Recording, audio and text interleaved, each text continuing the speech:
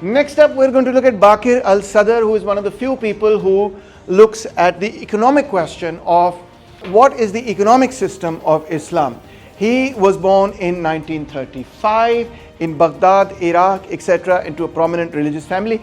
So he moved to Najaf to study Islamic jurisprudence in 1945. At an early age, he also studied Islamic philosophy. In 1957, he became one of the youngest religious scholars in Shia Islam. And in 1960, he published his major work, which is Our Philosophy, offering a critique of Marxism as well as of secular ideologies. You might be surprised why so many of them are offering critiques of Marxism. It's because Marxism was all the rage at this particular point in time in the 60s, 70s, etc., across the Muslim world. That's why they're writing criticisms of it as well. And then he published Our Economics in 1961, laying out the foundations of what we would call an Islamic economic system. And this is very important work precisely because it's one of the few works in this thing that is informative of lots and lots of, and influential on lots and lots of later works. In 1974, he played a key role in forming the Islamic Dawa Party, which was opposed to the secular Ba'athist regime. In Iraq also, in the late 1950s, there was a revolution, there was a coup, etc., and the Iraqi Ba'athists came to power, allied with the Iraqi Communist Party, which also was a very, very big and strong party in its time. In 1977, he was arrested briefly by the Ba'athist regime for his political activities. By the way, we must know something about the Ba'athists as well. It's very important to know about them. The Ba'ath Party movement is something that started in Syria and Iraq, but mainly in Syria. And the interesting thing about the Ba'ath is that it was started by Muslims, but it was also started by Christians, Arab Christians who said, we are Arabs, and that is our primary identity. And as Arabs, we have to unite. Christians are saying this. Michael Aflaq was one of the great leaders of the Syrian Ba'ath Party and the founder of Ba'athism as a movement. He said, we are Arabs and all Arabs have to come together, including the Jews. Because you know that there are many Arab Jews. Arab Jews are very different from European Jews, by the way. Okay, totally different. Arab Jews have been living in the Middle East for since the time of Moses, okay, for thousands of years. They speak Arabic, and about 1 million of them live in Iraq alone, okay. So they're very, very different from the European Jews, etc.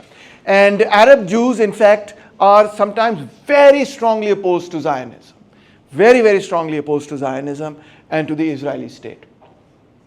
Anyway, so Baqir al Sadr became a vocal critic of Saddam Hussein's regime, and he supported the establishment of an Islamic government. After the Iranian Revolution, he was arrested by Saddam Hussein's Ba'athist regime, and along with his sister Amina Sadr, and they were he was executed by Saddam Hussein, which is why he is considered a martyr. Which is why then Muqtada al-Sadr, when Saddam is executed by the Americans, etc., this Shia revival takes a very important role inside of Iraq. Now, he's one of the few scholars to actually think more deeply about what would be an Islamic economic system. So he comes up with 3 principles. Here are the 3 principles. The first is multifaceted ownership. The second is economic freedom within the limits defined by Sharia. And the third is the principle of social justice. Very simple, easy peasy stuff. No hard economics. You don't even have to learn any demand and supply curves and long and complicated equations, calculus, and so on. So let's start with the first one. He says, if you look at capitalism, its principle is private ownership of the means of production, private property. And yes, of course, in all capitalist systems, there is some public ownership as well, like railways or airlines or communications or something or the other is in public ownership. But overall, the effort of capitalist societies is that things should be in private hands rather than public hands. And it's the opposite with respect to socialism. Mainly that has public ownership, social ownership, etc., government ownership. Yes, of course, there is also private property in socialism, etc. Look at the People's Republic of China. But their main effort is, of course, to build society on the basis of public ownership. Their main commitment is to public ownership. Sometimes they compromise with private ownership, etc. as well. So both societies compromise with its opposite, but what it prefers is what defines that. So capitalism prefers private ownership and socialism prefers public ownership, right? So what about Islam? He says, well, we prefer multifaceted ownership. Islam, quote, acknowledges different forms of ownership at the same time. Islam is not wedded to any one of them, but to all of them. Thus, It lays down the principle of multifaceted ownership, that is, ownership in a variety of forms, instead of the principle of only one kind of ownership, which capitalism and socialism had adopted. It believes in private ownership, public ownership, and state ownership. Okay? So it believes that you can have any kind of ownership, and you should have different kinds of ownership. It's not wedded to any one particular form. Okay? We have to move society in this direction. Secondly, the principle of economic freedom is within a defined limit. There are two aspects of that. First is personal limitation, and the second is public limitation. Public limitation is the easiest to understand. It's what the law states. The law states that you cannot steal from people, you cannot commit these crimes, and so on and so forth. That's very clear. What about personal limitations? Personal limitations are not subscribed by the law, but it is something that is there in our behavior. And how do we learn that as Muslims? Well, we learn it through our education, through religious education. We learn that these are the behaviors that we must accept. Although the state will not punish us if we don't do those things, but they are part of the culture of Islam, they are part of how we behave. And this, of course, is can be found in the textual stipulation, etc. That's the text, the Quran, the Hadith, and obviously the schools of jurisprudence, and you have supervision by the state. So you create institutions that make sure that that gets implemented, etc. He says, quote, "The requirement of the social justice that Islam propagates differ according to the economic circumstances of the society and the material situations that surround it." So there's no one requirement as such of Islamic justice, it has to be this or that, etc. It can change according to the changed circumstances in society. The performance of an action may be harmful to society and its necessary form at one particular time while it is not at another. So you could have a situation where something is harmful in these circumstances but beneficial in another circumstance. The criteria that you would look at is you would try to figure out how whether or not it is supporting freedom but within certain limitations. What are the limitations? The limitations are obviously what is subscribed by the Sharia. If the Sharia says you cannot drink alcohol, you cannot drink alcohol. And if you say, oh sir, you're taking away my freedom, that's not freedom. Okay? If the Sharia says you cannot do gambling, you cannot do gambling. And if you say, sir, that takes away my freedom, they would say that's not freedom. Okay? That's bad for society, that's bad for you, and so on. And that's why there are prescriptions on that. But what about if people feel that they really want to do those things, etc.? What would they say? Well, he says in a good Islamic society, you would have religious education in such a way that people will not feel like freedom has been taken away from them by restricting them on these particular issues, because they would have no desire to engage in those kinds of activities. Thirdly comes the principle of social justice. Woke log to khush ho jayenge. Yes sir, that's what we want. We want social justice, and that's what we're using Twitter for. He says Islam provides for the system of the distribution of wealth in Islamic society. There has to be general mutual responsibility like the Ansar and the Mujahideen, and there has to be a social balance. There has to be a reciprocity between people and also a reciprocity between the state and society, and there has to be balance in the society. You can't have a situation where some people become incredibly rich and other people are, do vat ki roti ko taras rahe, etc. These will guarantee happiness to society, and whose foundation is mutual responsibility in balance. So if you have mutual responsibility in balance, you'll have a good, healthy society, and that is social justice, according to him.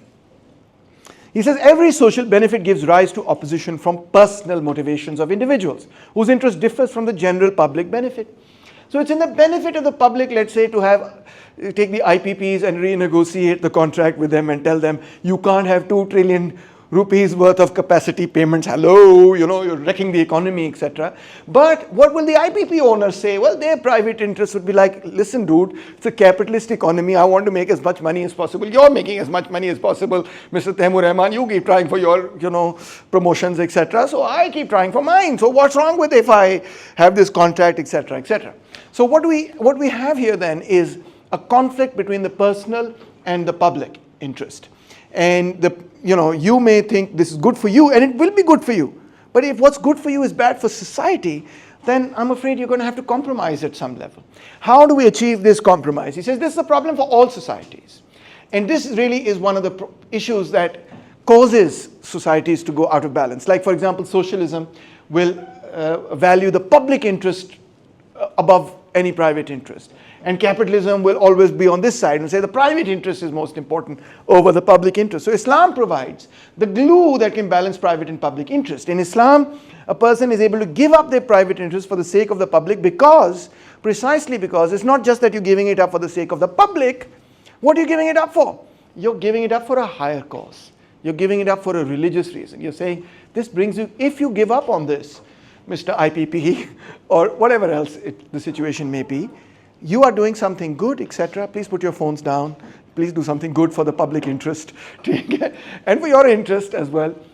You are doing something good, and when you do that good thing, it counts as sawab in the eyes of God. You come closer to God. You come closer to heaven. It's for your own interest as well. And it's part of, if you are a religious person, which he believes that Muslims are, then that matters to you. It's important to you. And that is where he brings what he calls the psychological imperative. The psychological principle is very, very important. That is the glue that can create a situation where public and private interests are reconciled through religion, right? What about polytheism? All the other systems, especially polytheism, basically were ones that took personal interests and made them into a religion. So this is why he says the Prophet opposed them, because they took the interests of specific classes or specific people, rulers in society, and they made it into an entire religion, right? And that's why it was opposed by the Prophet, peace be upon him. Monotheism reconciles this between the personal and the public. It brings it together. What about Marxism? He says in Marxism everything is, Karl Marx ko. He says in Marxism everything has been progressing in accordance with personal motives that are reflected in society by class structure. So in other words, he takes the idea of personal motives and he says that personal motives in society manifest themselves as class motives. Okay, like I'm the bourgeoisie and I'm going to do what is in the interest of the capitalist class, etc., which is in my personal interest. That becomes a class phenomena, right? And in a classless society, Marxism believes, personal motives will be removed, and instead of them, communal motives will be formed in accordance with communal ownership. That's what Marxism believes. But he says, no, it won't happen that way, precisely because the only motive you can offer in a Marxist society is only material, whereas the motive you can offer in Islamic society is also spiritual. So, but the Islamic solution depends on the creation of harmony between personal motivation and the general social benefits. This harmony is something that religion can offer to humanity. And then he quotes the Quran, these verses, etc., to show that this is something that can further, say, well, okay, I'm giving up my personal interest, but it's not only in the interest of society, which I'm happy about, which is a secular motive that Marxism also has, but it also brings me closer to God. It brings me closer to that place where I want to be, brings me closer to heaven. Islamic economics, therefore, is not science like Marxism is. Marxism claims that Marxist analysis of capitalism is a scientific analysis of capitalism. Whether it is or is not is up for debate. But that's its objective, is to make a scientific analysis of society. Similarly, political economy and economics is trying to say we are making a scientific analysis of society. But that's not what Islamic economics is about at all. The Islamic economy does not claim for itself a scientific character like the Marxist economy. It is not an objective explanation of the existing situation. Maybe Marxism does that actually quite well. What is it? Therefore, the science of the Islamic economy can be truly born only when this economy is embodied in the existence of society, in its roots, its outline, and its details. So because Islamic economic system does not exist, there's nothing to study scientifically. When it comes into being, then we'll study that scientifically. Then we'll have an Islamic economic science. Right now, what do we have? We have Islamic economic ideas as values and as ethical principles that we need to follow, but not necessarily that kind of science.